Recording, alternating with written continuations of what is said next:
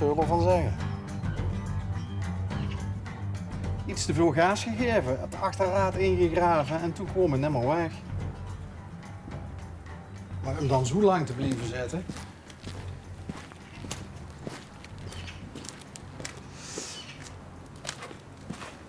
Eens kijken of er in mijn stoel is.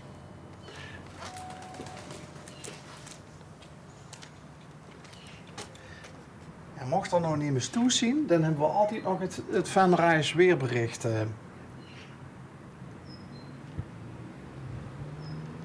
Ons in de test kunnen steken.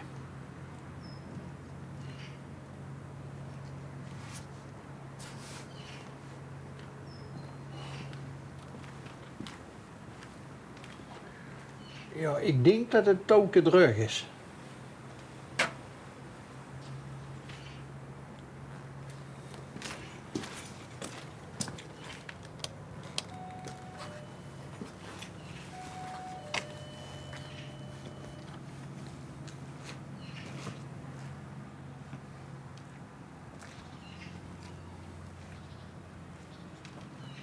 Het is vandaag. So ein Tag. Oh. Zo wunderschön. Hey, je belt hier en daar komen ze naar buiten. Ja. Bizar. Oh. Daar kun je op iemands verhaal. Welke vrouw? Ook in aanbouwt. Oh, dat komt goed uit. Ja? Ik zag al die storen. Ik denk, ik zal ze heel lekker bellen. Moet ik eens even hebben? Ja, dat vind ik wel apart. Hé, hey, Marielle.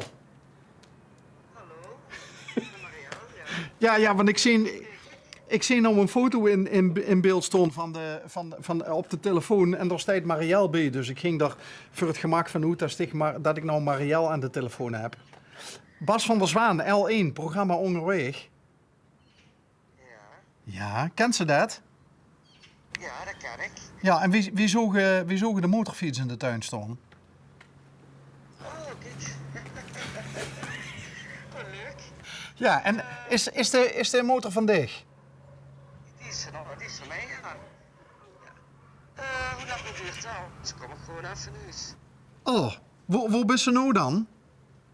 Ik ben nou in het dorp. In het dorp? Ja, In Rooi? in Rooi. Oh. Je kunt een keer in komen, kan ook. Maar Motor, dus ja. de best niet aan het werk of zo. Ik ben nou aan het werk, ja. Oh, maar die kan wel direct heen naartoe komen. Ik kan maar... ja, hoe lang duurt zoiets? Oh, 12 minuten is een uitzending van Onderweg. Dat kan wel. Ja? Oh, dan wachten we hier even en dan praten we in de tussentijd praten we even met de overbuurman. Als dit het goed vindt. Dan kun ik even koffie drinken. of zo. Of koffie drinken met de buurman. Ja? Tot zo, Marielle. Hoi. Nou, Ik zag al toevallig staan. Ik denk, bijzonder leuk. Ik zal ze even bellen. Kom maar even Je koffie ziet drinken. nog eens echt een behulpzame buurman dan. Ik ga je nog gaan. Hi, Bas. Heiko. Heiko. Dan zet ik even koffie. Dan, Rooise gasvrijheid. ja, dat is toch Limburg, hè? Ja, nou. Is dit van de Hoed? Is koekmobiel? Ja, daar zit ik in. Daar zit ik in. Ja, ik kan nog wel lopen, maar ik heb honderden meters. En wie komt dat, Heiko? Nou, Waarom kan je gaan honderden meters maar lopen? dat is een lang verhaal. Daar kunnen we ook een uitzending van maken. Nou, volgens mij zijn we toch al mee bezig. Ja, we zien hier nou toch, hè. Dus misschien kunnen we van de nood een deugd maken. Hé, de woensdag, wat een deugd. Voilà. Wat betekent, wat mijn gedeugste optelt, wat betekent 2, 5, 37? Oh, dat is niks. Dat is gewoon een, hoe zeggen ze dat? Ja, tekeningen op de muur. Dat kan ze zo kopen. Dat heb ik toen besteld op internet. Ja. Dat was een aanbieding. Oké, toch. En ik ben een liefhebber De grootste Rotterdamse voetbalclub. Ja. Feyenoord, hè? En daar hebben we ook wel eens enorme Ajax-fans in het programma gehad. Maar waarom Feyenoord, Heiko? Nou, toen ik was toen een jaar of 11. En toen zag ik eigenlijk de eerste keer de Kuip. En toen was ik verliefd. Oh, dus je bent eigenlijk verliefd op het stadion en niet zozeer op het voetbal? Nee, ook op de club. Dat groeit dan, hè? Weet je wat ik zo mooi vind, Heiko, aan de Kuip? Nou, Wat denk je? Als ik op televisie... ja, die supporters van. Ja, ook. Maar dat als Feyenoord scoort, dat ze dan... Die camera's ook. ja, Ja, dat is mooi hoor. ja, en dan ben ik geen uitgesproken Feyenoord-fan, maar op zo'n momenten krijg ik zelfs kippenvel van. Ja, dat is Dan ook zie je gewoon inderdaad dat shotje op en neer gewoon en dat ganse stadion, dat juicht dan eigenlijk met de fans mee. Ja. Ja, weet wat ook mooi is? Kijk, ze hebben toen ook met 10-0 verloren van PSV een aantal jaren geleden. Ja, dat weet ik nog, ja. Dan zie je toch weer twee dagen later dat heel stadion vol, 3 dagen later. En dan zie je toch dat die club echte supporters had. In goede en slechte tijden. Ja, en dat zie je bijvoorbeeld bij Ajax. Ik wil Ajax niet afvallen of zo, maar dan zie je het dan toch wat minder. Als het minder gaat, dan blijft het publiek ook weg. Oh, dus de geld staat ook wel een beetje bij wat de concurrentie duidt. Ja, natuurlijk. Nou ja, ik heb daar zien ook Ajax-fans en Feyenoord-fans die spreken zelfs de naam van de concurrent niet uit. Die zeggen Oh, nee, 010 of 020 Nee, of... daar heb ik niks tegen. Want, Nee? want toen ze uit de Champions League, ik had ze vorig jaar echt de Champions League gegund. Dat meen ik serieus. En ik vond het echt jammer. Vooral in de laatste seconde. En nou de eerste 3 wedstrijden van het seizoen niet gewonnen. Ook niet verloren, maar niet gewonnen. Ja, het is toch gehaperd elftalletje nou hè. Toch een paar blessures, een paar niet fit. Kunt dat nog goed dit jaar? Ja? Wat vindt ze van Jaap Stam als nieuwe trainer? Ja, ik had liever Henk Vrezer gehad. Aha! En waarom? Ik weet niet. Want Jaap is toch iemand die qua verleden Ja, en uitstraling toch heel goed bij Feyenoord zou moeten passen? Ik vind, Echte ik vind hem te veel bezig. Oké. Te druk. En Henk Vrezer is natuurlijk ook een oud Feyenoorder, hè? Echt een Feyenoorder, hè? Voormalige rots in de branding van...